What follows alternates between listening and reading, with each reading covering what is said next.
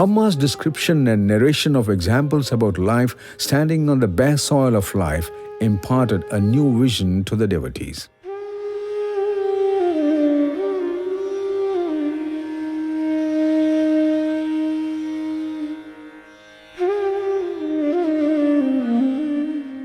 പ്രേമസ്വരൂപികളും ആത്മസ്വരൂപികളായിരിക്കുന്ന എല്ലാവർക്കും നമസ്കാരം. കഴിഞ്ഞ വർഷം നടന്ന സംഭവങ്ങളിലേക്ക് തിരിഞ്ഞു നോക്കുമ്പോൾ അനേക രീതിയിലുള്ള ദുരിതങ്ങളാണ് മനസ്സിൽ ഓർമ്മ വരുന്നത്. എങ്ങനെയെന്ന് വെച്ചാൽ സുനാമി അപഹരിച്ച ജീവനും സ്വത്തിനും കണക്കില്ല. അതുപോലെ അമേരിക്കയിലുള്ള വെള്ളപ്പൊക്കം, ബോംബെയിലുള്ള വെള്ളപ്പൊക്കം, പാകിസ്ഥാനിലുണ്ടായ ഭൂമികുലുക്കം, കാശ്മീരിലുണ്ടായ ഭൂമികുലുക്കം, അങ്ങനെ ലോകത്തിൻ്റെ വിവിധ ഭാഗത്തുണ്ടായ ഭീകരാക്രമണങ്ങൾ, യുദ്ധങ്ങൾ, ഇതെല്ലാം കൂടെ ചിന്തിക്കുമ്പം സമൂഹം ഒരു നീരാളിപ്പെടുത്തി തമിഴ്ന്നിരിക്കുന്നതായിട്ടാണ് തോന്നുന്നത്. അപ്പം ഇങ്ങനെയുള്ള പ്രതിബന്ധങ്ങളിൽ നമ്മളെങ്ങനെ പ്രതിബന്ധങ്ങളെ രണ്ട് രീതിയിൽ നമുക്ക് നേരിടാം.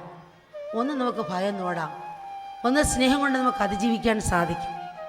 ഭയം ഒന്നുകൂടെ നമ്മുടെ ശക്തി തോർത്തി കളയത്തേ ഉള്ളൂ. അപ്പോൾ സാധാരണ ഭയം നമ്മളെ കാലിലെ കരിവേപ്പിലൊക്കെ എല്ലാം പരത്തിക്കളയും. നെല്ലിനെ ഭയന്നോടെ ഒരിക്കലും നെഴലില്ലാതാകുന്നില്ല. നെഴലില്ലാതാകണമെങ്കിൽ പ്രേമത്തിൻ്റെ പ്രകാശം തന്നെ പരത്തണം, അപ്പോഴേ നെഴലില്ലാകുള്ളൂ. അപ്പോൾ സാധാരണ ഏതൊരു മനോഭാവത്തെയാണ് നമ്മൾ വളർത്തിയെടുക്കേണ്ടത്. ഇത്തരം സംഭവങ്ങൾ നമ്മൾ ശക്തി ചോർന്നു പോകാതെ പ്രതിസന്ധിയിൽ നിന്നും മനോധൈര്യത്തെ വളർത്തി അവസരത്തിൽ ഉയർന്ന് പ്രവർത്തിക്കാൻ നമ്മൾ തയ്യാറാകണം. മനുഷ്യജന്മം നമുക്ക് കിട്ടിയിരിക്കുന്നത് പ്രതിബന്ധങ്ങളെ നേരിടാനും അതിജീവിക്കാനുമാണ്, അല്ലാതെ ഒളിച്ചോടാനുള്ളതല്ല. കടലൊരു കപ്പലിറക്കുമ്പം അത് കടൽക്ഷോഭത്തെയും തിമിംഗലത്തെയും കൊടുങ്കാറ്റിനെയും ഒക്കെ നേരിടേണ്ടി വരും. പക്ഷെ തുറമുഖത്ത് നിന്ന് നങ്കൂരം വിട്ട് കിടക്കുന്ന കപ്പലിനാകുമ്പോൾ അതിന് അപകടം ഉണ്ടാകില്ല. എന്നും വെച്ച് നങ്കൂരം വിട്ട് കിടക്കാൻ മാത്രമായിട്ട് ആരെങ്കിലും കപ്പലിറക്കുമോ? ഇല്ല.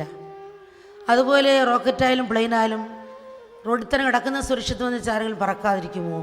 ഇല്ല. അപ്പോൾ നമ്മൾ എന്ത് ചെയ്യണം? ഇത്തരം പ്രതിസന്ധിയിൽ നിന്ന് മനോധൈര്യത്തെ വളർത്തിയെടുത്ത് നിസ്വാർത്ഥതയും പ്രേമത്തിൻ്റെയും നർമ്മണം വരുത്താൻ നമുക്ക് കഴിയണം. ദുഃഖത്തിലാണ്ട് കിടക്കുന്നവരെ പിടിച്ച് ഉയർത്താനും നമുക്ക് കഴിയണം.